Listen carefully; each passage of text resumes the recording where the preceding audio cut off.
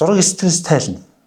Зураг бүр гайхамшигтай стресс тайлна. Бүтээл болгоно хүүхдүүд ингээд төвшин ахаад сайжраад ингээд анхныхаа зургийг харахлаа. Багшаа би ингэж зурж ирсэн юм аа. Хүү ил гэдэгч надаас идэвх тасаачсан. Тухайн үеийн яг тэр мэдрэмжил ганцхан яг тэр агшинд л өрнөөл ингээл тус. Миний цан сургуулийн алсаараа бол дэлхийн Монгол сургууль гэж байгаа шүү дээ. Тэгэхээр улаагүй байна.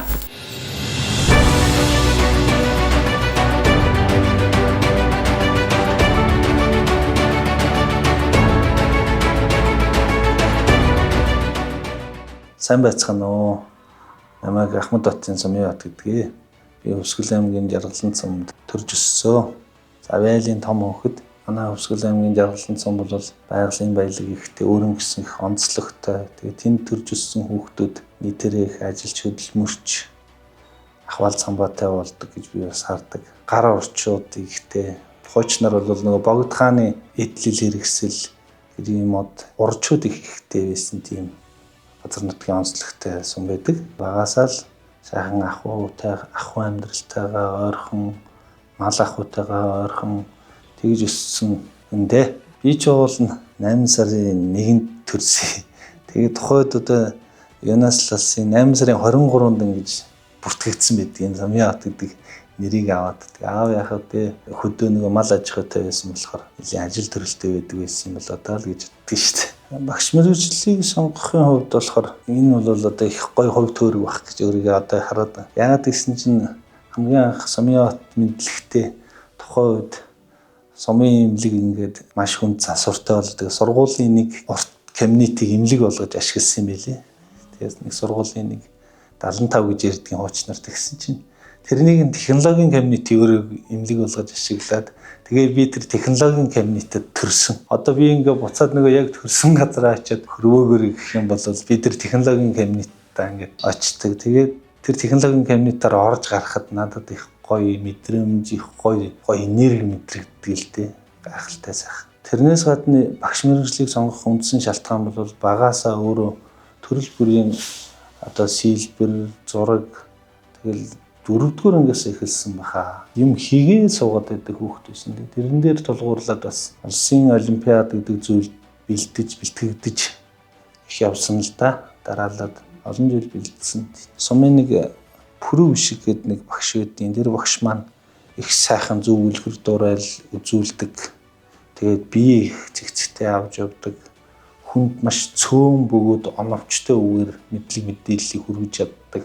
Тийм сайхан багш байсан. Тэгээд тэр багшийг хараад тэгээд тэр багш тэр дизайн технологийн олимпиад бас бэлтгэж ингэж өрсөлддөг байсан болохоор яагаад ч багшийн мэргэжил их сайхан санагддаг л та. Улсын сургуулиас гараагаа эхэлсэн л дээ би.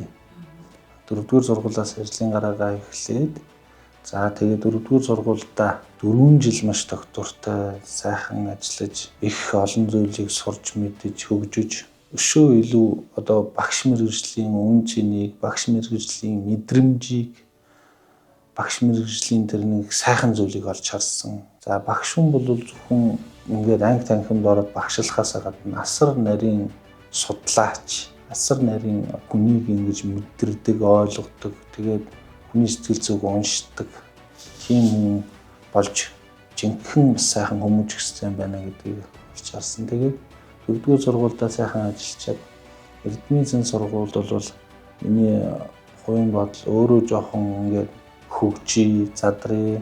За тэгээд хил усны боловсролоо нэмэгдүүлээ. Залуу байгаа дээрээ бас хувийн байгууллагад ингээд ажиллаж үзье. Тийм. Тэгээд улсын сургууль, хувийн сургууль хоёрын ялгаа болон давуу сул тал ямар байд юм бэ?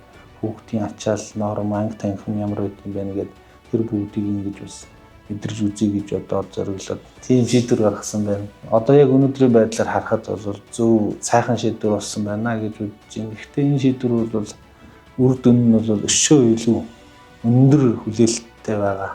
Одоо Эрдэнэ зан сургуулийн алсаараа бол дэлхийн Монгол сургууль гэж байгаа шүү дээ. Тэгэхээр улаагүй байна. Өшөө жоохон ажиллах хэрэгтэй байна.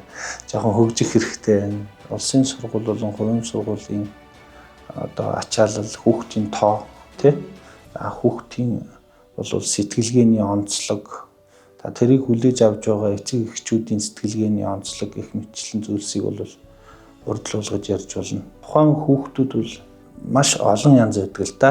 Зөвхөн хүүхдийг ингээд зурвалж сургана гэдэг чинь болохоор хүүхдтэй ингээд маш зөв харьцаж, зөв ажиллаж одоо ингээд зураг зурах хэцүү гэсэн тэр айдсыг маш энгийн. За жишээ нь миний нэг арга бол за зураг үсэг хоёр адилхан шүү. Та нар цагаан талхын үсгээс сурсан шүү дээ хүүхдүүдэд. Тэгвэл хэдүүлээ зургийн бүтээдэг үсгийг суръя. За эхний үсэг чинь шулуун зураас шүү. Хоёр дахь үсэг чинь нуман зураас шүү. Гурав дахь үсэг чинь долгионтой зураас шүү. За тэгээд ингээд энэ гурван зураасаа ашиглаад энэ гурваараа ингээд нэг бүтээл тойрвыг энгийн хэлбэрт үсгээд ингээд хүүхд ерөөсөө тэрэнд ингээд зүгээр л сэтгэл хөдлөлөөр эхлээд хийчихдэг. Тэгээд ямар ч айдас байхгүй зоригтой хийж байгаа байхгүй. Тэр л их чухал. Яг тэр эхлүүлэх. Тэр яг цав цагаан цаас харж байгаа шүү дээ. Хүүхэд ч гэсэн өөрөө яг ингээд тэр цаас шиг юу ч байхгүй. Зургийн тухай минь надад бол тэгж харагдав. Тэр цаасан дээр яаж гоё зурулж болдгийг тэр хүүхдийг яаж ингэж гоё өөрөө ингэж урам авч ингэж тэрнээсээ дахиад өшөө илүү нарийн өндөр түвшин зурж болдгийг тэр хамгийн анхны тэр зураасны хамгийн анхны таталцлж идэг. Тэр сэтгэлд тэр зүрхэнд буусан тэр төсөөл дүрл анхны мэдрэмжил шийддэг гэж байна. Бас байгалаасаа өвдөлттэй гоё мэдрэмжтэй хүүхдүүдээ яаж дагуулад тэр нь зүгээр ээж аавын хүсэл бодол сонирхлоор энэ хүүхдийг гоё зурдаг болгоё. Заавал зураач болох гээгүй. Зүгээр зурдаг мэдрэмжтэй, өнгийн мэдрэмжтэй, гоо зүүн мэдрэмжтэй, баримжаатай ийм хүүхд болгоё гэдэг ингээд дагуулаад ирдэг. Нөгөө хүүхдүүдтэйгээ их сайхан ажиллана л да. Би ихлэ хүүхдүүдтэй ажиллахдаа дандаа хүүхдүүдтэйгээ ярилцдаг. Та нар энэ зураг гэдэг зүйлийн хамгийн анхны одоо чиг баримжаа, хамгийн анхны мөн чанарыг л ойлгох хүүхдүүд. Зураг зурах бол хэцүү биш. Зураг зурах бол маш амархан, маш хөгжилтэй, тэгээд маш гоё, таашаалтай, маш тайван тийм гоё мэдрэмжүүдийг авнаа. Тэгээд санаа зовлтгол сэтгэдэг. Зураг стресс тайлна. Зураг бүр гайхамшигтай стресс тайлна. Тэр зургийг хийж яхад бүтээл болгоно хүүхдүүд ингээд төвшин ахаад сайжраад ингээд анхныхаа зургийг харахлаар зарим хүүхдүүдийн зургийг намран ингэж анхны ажлыг ингэж хийлгүүлж авч хурааж онсор тавьчаад хаврын ингэж сүүлийнх нь ажилтаа ингэ харьцуулахлаар өөрийнхөө ажлыг танихгүй байх тохиолдол байдаг.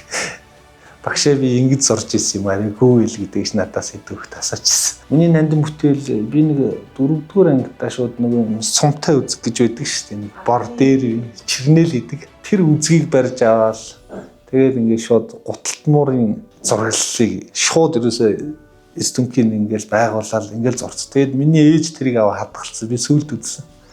Тэгээд тэгсэн чинь одоо тэр үедээ би чинь ямар сайн зурдаг байсан бэ гэж бодсон шүү дээ. Тухайн үеийн л яг тэр мэдрэмжил ганцхан яг тэр агшинд л өрнөөл ингээл дууссан. Тэгээд би эхлээл дараачд нь тухайд нь шууд тийг тавьж дуусгаж чадсан тэр зургийг. Хамгийн богино хугацаанд ч юм уу тэр хамгийн үнцэнтэй, хамгийн хөөрхөж гэх юм уу те.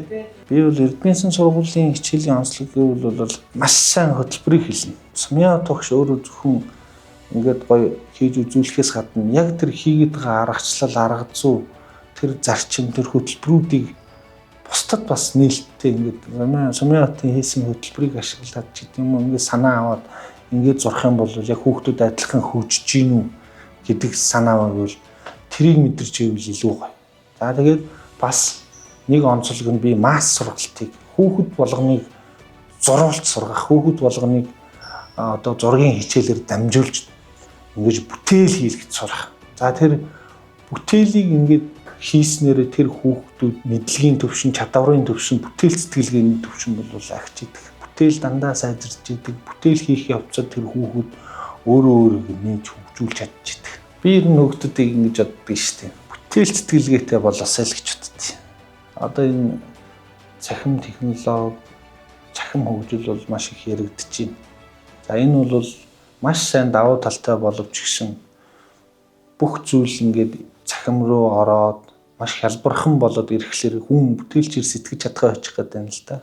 Одоо жишээ нь сүүлийн үеийн технологиудыг ашиглаад ялангуяа энэ уран бүтээл хийдэг, энэ зураг зурдаг дүрслэх хурлын хичээл гэтэл энэ зургийг зураад өгөөч гэд нэг зүйлээс асуучч болох гэдэг шүү дээ. Өөрөө сэтгэхгүйгээр уран бүтээл сэтгэлгээг л өшөө сайхан хөгжүүлмээр байна. Тэгээ би нэрээ сонноос студийн маягаар хүүхдүүдийг хөгжүүлэх гэж бодож байна. Тэгээ саяхан логог нь хийгээд дизайн сумка студи гэдэг. Яагаад сумка гэдгийгсэн гэхэлэр энэ мэдээж миний нэртэй холбоотой. Би оюутан байхдаа бас их тийм хичээнгүй гэж хэлж болох юм уу? Багш нарт их тоогддог хүүхэд байсан. Маш олон цагаар ажиллаж чаддаг. Ерөнхийдөө зорилгоо тодорхойлцсон тийм хүүхэд байлаа. Тэгээд найзууд намайг сумка гэж хачилдаг. Тэгээ Баянгарын найз минь юу гэж байгаа гэдгсэн чинь наа чи орсоор цүнх гэж байгаа. Чи дандаа л ингээд яг л цүнх шиг ингээд мэдлэг мэдээл ямиг ингээд хураагаал явах юм. Хөөе сумка гэж тавт. Зөвлөдөө нөгөөдгөнд бүр сорцсан гэл. Багангийн хүүхдүүд чи их эмоц өндөртөө шүү дээ. Яг ингээ аргачлалын маш нарийн гоё зааж өгвөл зургийг зурчаар бүлэглээ тогтож чаддгүй юм шиг байгаад хар хичээрээд л үзүүлдэг. Багшаа энэ янзын гоё болсон байгаас энэ нь яг таних шиг энэ нь яг миний сэтгэлгээний өнцөг шүү дээ. Та тэр ийм ялгаатай шүү дээ энэ төр гэл их тийм гоё ярина хөөхдөд.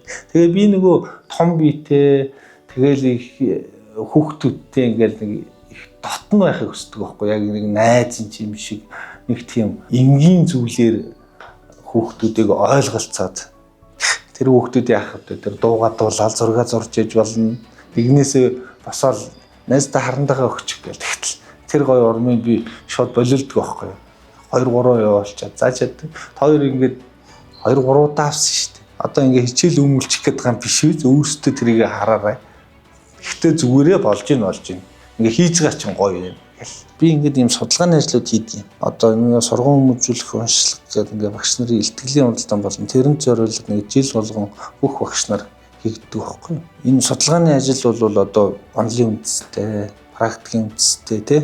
Ингээ сүүлийн үеийн хүүхдүүд одоо яаж өөрчлөгдөж байна, сэтгэхүй, эцэгчүүд яаж өөрчлөгдөж байна, сургууль өөрөө яаж өөрчлөгдөж байна ч гэдэг юм ингээд тэгээ тухайд шийдвэрт нь тохируулаад ингээд тэгээ өөрийнхөө хичээл сургалтандаа хэрэгтэй байх утсаар ингэж ашиглаж сургалтын хөтөлбөрийн тухай тэгээд ном одоо шинээр гарч байгаа сурах хүчгийн тухай гэдэг ийм судалгааны ажлууд бас хийдэг. Хичээлдээ ашиглаад энэ гэдэг л та. Эрдэнэсын сургуульд ингээд нэгэн хамт олон болоод явж байгаа бол энэ бол нэр хүндийн хэрэглээ. Тэгээд Эрдэнэсын сургуулийн одоо менежмент, алсын хараа, чиг хандлага бол надад үнэхээр таалагддаг.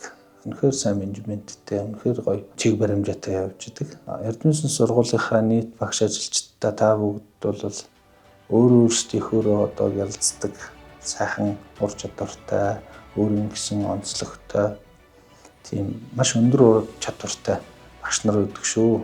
Энэ сайхан өндөр ур чадвартай гоё хүмүүстэй хамт зэрэгцэж ажиллана, нэгнээсээ суралцаж явна гэдэг бол надад их таашаалтай байдаг л та. За тэгээ 30 жилийн ойдоо зориулж нэг сайхан үр мэдчлээ.